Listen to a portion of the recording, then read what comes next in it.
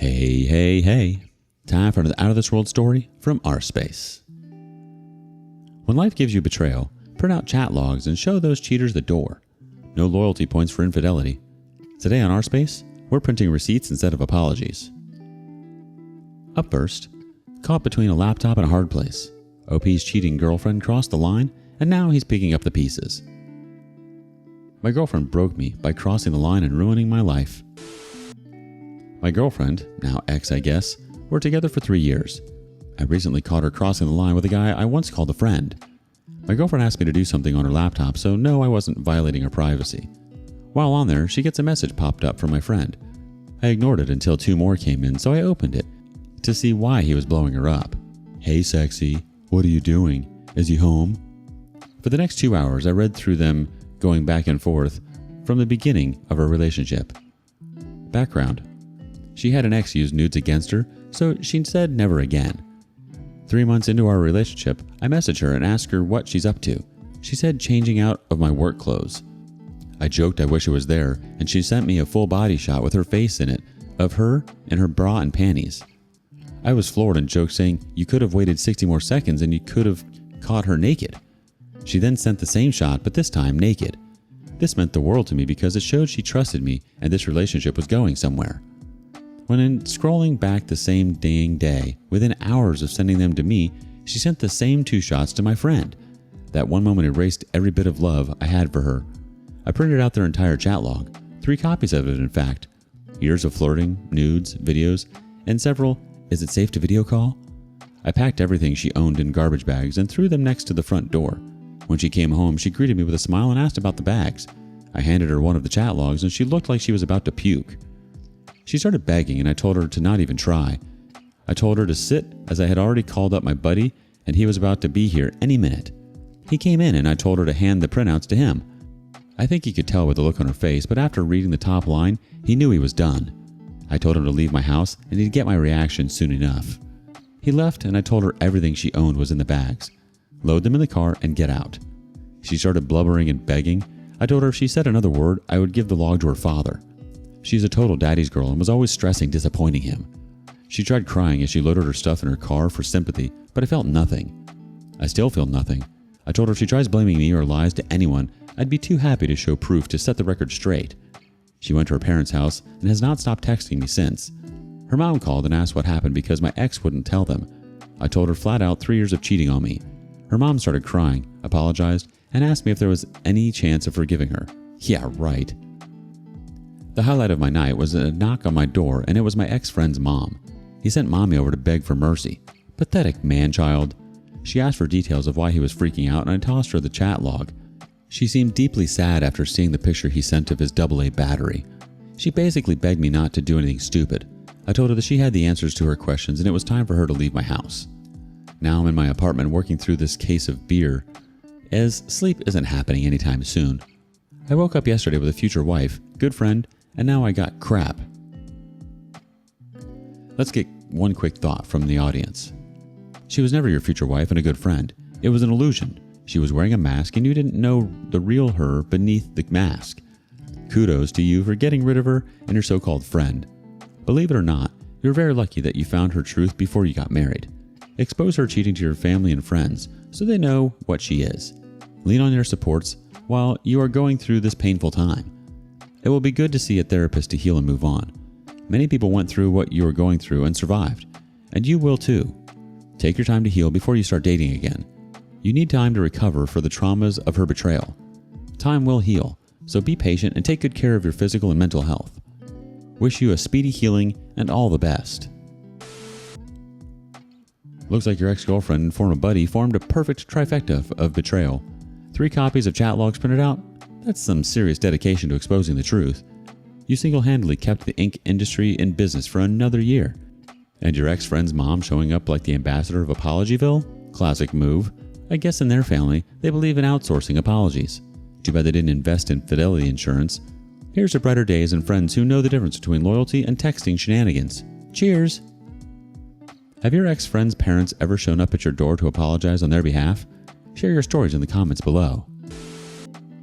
Next up, OP's marriage hit the fast lane to divorce court. Wife had an affair. Now I'm torn and lost. Throwaway account. My, 39 male, have been married to my wife, 36 female, for 11 years with 2 kids. We haven't had a perfect marriage, mostly due to my depression and anxiety, at all, but do love each other. When we started dating, we both agreed cheating is not an option since her previous boyfriend cheated on her. With that said, over the course of our marriage, I have caught her emotionally cheating on me twice. Both times she blew it off because she never initiated the conversation. I knew it was just text, but was still hurt. That was years ago, and we moved on. About a year ago, October 22, I got the feeling she was emotionally cheating again. At this time, our sex life was very minimal, maybe twice a month. Instead of exploding, I just let it go because I didn't have proof. About a month or 2 later, I asked if she was flirting with anyone else because she started getting really into sexy underwear and had mentioned about taking pictures, but I wasn't getting them. She said it just made her feel good, so I believed it. Around January of 23, I saw a message she had with her massage therapist basically saying that felt so good. His response was, yeah, but what are we going to do, leave our spouses? I didn't confront her about that because it could have just meant the massage. That's what I tried telling myself, so I let it go. Then on Valentine's Day, we went to a show and casually mentioned to me I should date someone else because her friend does that and they are extremely happy. That's when I knew, but needed proof. At this time, I decided to be a better partner. Our marriage became so much better, but I couldn't shake that she probably cheated on me. I asked her again if she ever cheated on me and she said no. Fast forward to the end of October. We are great, probably best we've been. She got a new phone but needed something off her old phone. That was my opportunity. I looked through her messages with her best friend, went back a year, and sure enough, I read it. They started flirting around November. An affair started in January. I confronted her the next day while the kids were staying at its sister-in-law's house. She told me everything. Happened 5 times, all while she was getting massages, and once at a hotel. It's not ongoing, and she blocked him before the confrontation. It ended at the end of August, beginning of September. Between us talking that night and what I read, I gathered she was looking for a replacement for me, but he was just looking for an F-buddy. About him, he ended up getting fired. I'm guessing for having sex at the place. My wife believes she wasn't the only one. So I was devastated. I told her I need time to think. She did seem extremely sorry she did it, and also relieved I found out so she didn't have to live with it, but also took shots at me while she apologized. A week later, we had another talk and I let her know how hurt I was. I never got angry, just emotionally numb. But as of now, I want to try to work this through because of our kids. I'm already looking into therapy and have been watching videos that are somewhat helping. But now I don't know if I can stay. I don't feel like I will ever get over this. As expected, we haven't had sex since the confrontation because I honestly don't think I can with her. Part of me wants to cheat on her just so she can feel what I'm feeling, but I know this is extremely damaging and somewhat abusive. She mentioned she doesn't think I can handle leaving because of my mental health, and honestly, those thoughts have come, but I have been good at working through them. It would be so much easier to leave if we didn't have kids and weren't having a great marriage the past couple of months. How do people who have been cheated on stay together? I just don't see any way I can without making our marriage worse. The classic emotional massage turned into a full-body betrayal.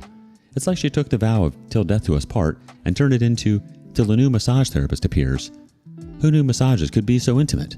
I hope he at least gave her a loyalty discount card. And her excuse about feeling relieved you found out?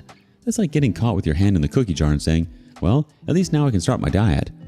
Talk about mixed signals. As for your thoughts on revenge cheating, remember, 2 wrongs don't make a right, but they do make a complicated Venn diagram of trust issues. Update. It's over. It's funny how quick things can change. D-Day was October 21st, 2023. I found out my wife was having an affair for 6 months. At the time, I wasn't sure what to do, but having 2 young kids, I decided to just keep trying and make it work for them. Since then, I started counseling, and it helped me a lot. I thought we were on the right path. Then last night happened. I was actually going to make a post yesterday morning on here about it's not doom and gloom and things can get better.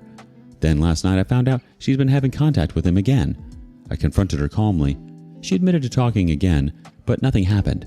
I just left the house. I decided I was done. For me to try to stick around after what she's done to just be slapped in the face.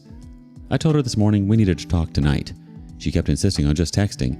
I felt like she knew what was coming, so I just laid it out. And as of this afternoon, I am no longer in pain. The weight has been lifted. I'm calm. I don't have to worry if she will cheat again or talk to him. I'm at peace. It's strange. I don't want to discourage others. If you guys can make it work, please do, but I cannot exaggerate how calm I am. What I find ironic is she told me she can't stop crying and I don't feel bad. Edit because of the comments. Because of a lot of comments saying, stop talking to her, kick her out, make her pay, and such. She's still the mother of my kids. For the time being, we're both living at home. For the time being, because of a lot of other stuff happening in our lives, I'm not moving out yet. I will, but because of the kids and our extended family, the divorce won't be happening in the very near future. While yes, it was horrible and what she did, she's still a great mom. And the little talking we did yesterday, we are both 100% focused on just giving the best lives possible to our kids. Because she's the breadwinner, I will be the one moving out when that time comes. I will not be asking for anything, money, house, or stuff that usually drags divorces to pad the lawyer's pockets. This is my decision just to make it as quick as it can be. Your marriage went from let's work it out to let's talk through text until you figure out I'm done. At least you've upgraded from emotional roller coaster to calm divorce enthusiast in record time. And she's still the great mom who just happened to sprinkle a little affair seasoning in the family recipe. It's like saying, sure, the lasagna's burned, but the garlic bread's still golden. As for not asking for anything in the divorce, that's noble, like refusing dessert after a terrible meal. You just want to get out of there fast. Hang in there, OP. Remember, sometimes the calm after the storm is just the eye of the hurricane. Here's hoping your next chapter involves fewer texts and more peace of mind. What would you have done? And thank you for joining us today on rSpace. Be sure to like and subscribe and hit that notification bell so you don't miss out on our next video. See you next time.